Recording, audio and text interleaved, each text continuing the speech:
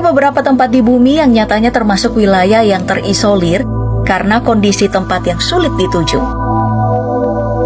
Salah satunya adalah kota yang terletak di paling utara di dunia, tepatnya di Pulau Svalbard, Norwegia, dan hanya berjarak 1000 km dari kutub utara. Yang harus kamu tahu, Longyearbyen adalah kota dilarang mati oleh pemerintahnya. Akses hanya bisa lewat udara, itu pun penerbangan ke kota sangat terbatas dan hanya ada 3 kali dalam seminggu, lewat Bandara Svalbard di kota Oslo. Meski tergolong terpencil, nyatanya kota dengan luas wilayah sekitar 242 km persegi ini menjadi salah satu kota dengan penduduk terbanyak di Kepulauan Svalbard, dengan jumlah penduduk sebanyak 2.400 jiwa. Tapi yang jadi pertanyaan, mengapa kota ini melarang warganya mati? Alasannya sih sederhana, karena cuaca tanah yang berada pada titik beku 0 derajat Celcius membuat mayat tidak akan pernah membusuk dan dapat menimbulkan penyakit bagi warga yang masih hidup. Tidak ada matahari antara November hingga Maret, dan tidak ada malam selama April hingga Agustus. Lalu hal lain yang akan membuatmu terisolasi di tempat ini adalah beruang kutub. Jumlahnya kurang lebih 3.000 ekor yang bahkan melebihi penduduk dari Longyearbyen. Jika mesti keluar, warganya diwajibkan membawa senapan untuk berjaga-jaga. Wah, ini penuh dengan kewas-wasan ya. Baik, mari kita beranjak karena aku pengen nunjukin satu tempat yang mungkin akan membuat kamu terheran-heran. Jika dilihat dari Google Maps, hanya terlihat hamparan samudra luas. Tapi jika di zoom lebih dekat nih, ternyata ada juga loh yang hidup di tengah samudra, terisolasi dari kehidupan manapun.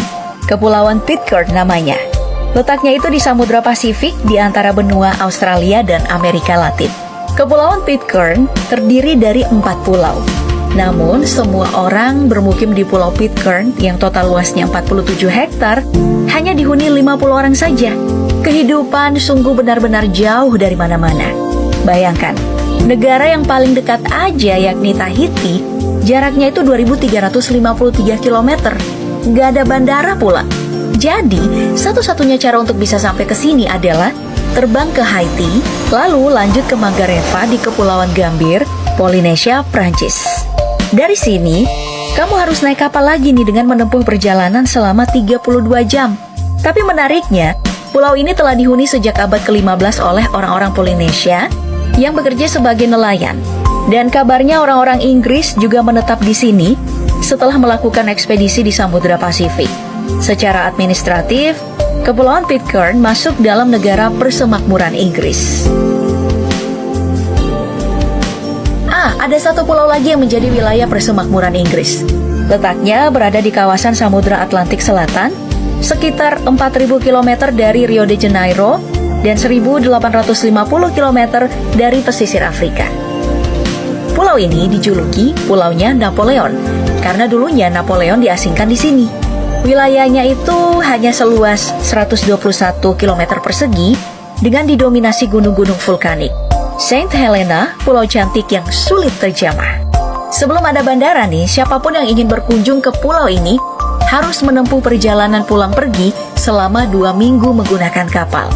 Oke, bandara emang ada, tapi kondisi angin kencang membuat banyak pesawat, orang-orang yang bawa pesawat itu berpikir untuk mendarat. Penerbangan hanya ada seminggu sekali, itu pun kalau cuacanya bersahabat. Bandara Saint Helena bahkan disebut sebagai bandara paling tidak berguna di dunia. Harga tiketnya juga sangat mahal kabarnya. Dulu tempat ini lebih terisolasi lagi dari sekarang. Kapal biasanya hanya datang sebulan sekali untuk membawa keperluan penduduk. Dan itu pun ya terbatas. Mereka harus benar-benar menyusun strategi untuk bisa bertahan dengan membeli keperluan dapur untuk sebulan ke depan.